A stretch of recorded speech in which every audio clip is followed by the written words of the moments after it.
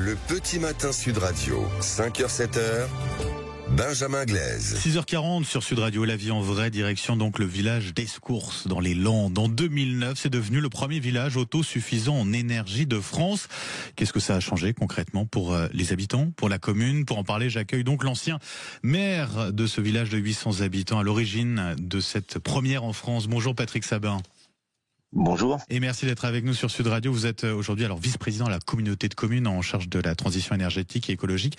Alors faut se rendre compte pour ceux qui nous écoutent, en 2009, vouloir rendre tout un village autosuffisant en énergie, c'était vraiment précurseur. Comment elle vous est venue cette idée, Patrick Sabin? Tout simplement après la tempête Klaus, nous sommes une commune forestière aussi grande que Paris en surface avec 800 habitants et après la tempête Klaus, on a été complètement dévastés. Il y a plus de 60% de la forêt par terre et à ce moment-là, on a vu arriver tout un tas d'opérateurs exogènes qui nous proposaient de mettre de l'éolien, du photovoltaïque. Et nous, on s'est dit qu'il fallait qu'on fasse autrement et qu'on laisse pas notre vent et notre soleil c'était exogène. Et c'est comme ça que c'est parti en fait. C'est comme ça que c'est parti. Exactement. On a été politiquement, on s'est dit que c'est pas facile quand vous êtes tout seul dans un petit village.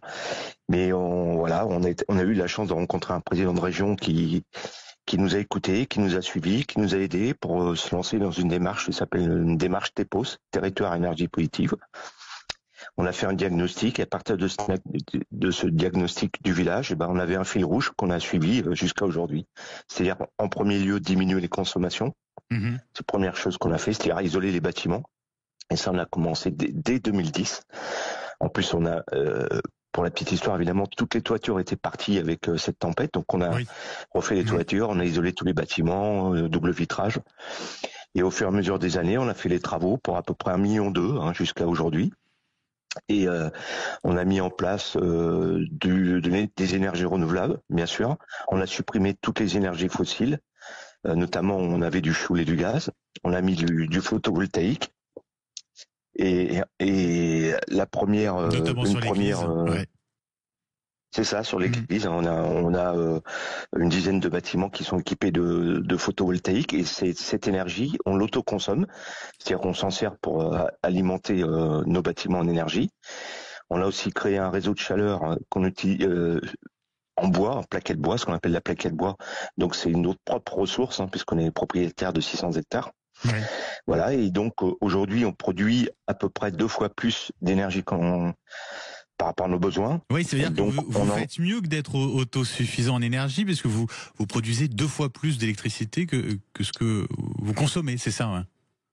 Exactement. Ouais. Et donc une partie de l'énergie qu'on consomme pas, parce que on en a assez.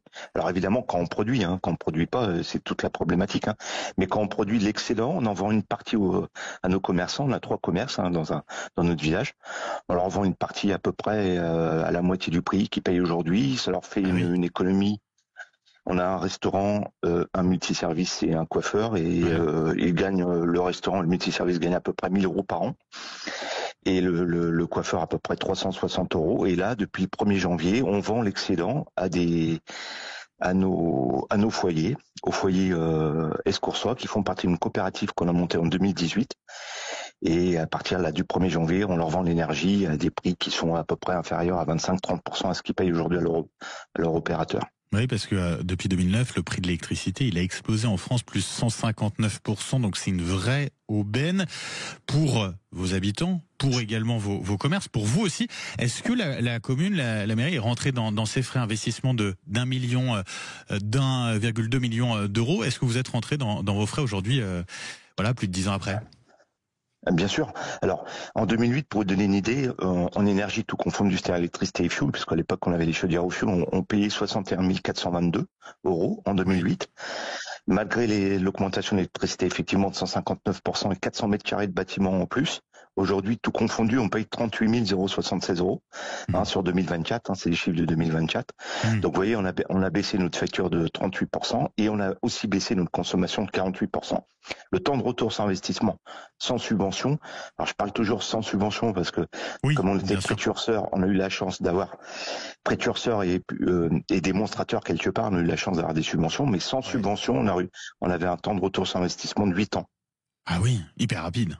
Hyper rapide. Voilà.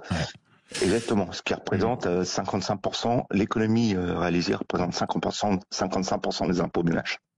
Patrick Sabin, un grand merci d'avoir été avec nous ce matin sur Sud Radio. Ancien maire donc d'Escours, premier village de France à être autosuffisant en énergie dans le département des Landes. Passez une très belle journée, Patrick Sabin.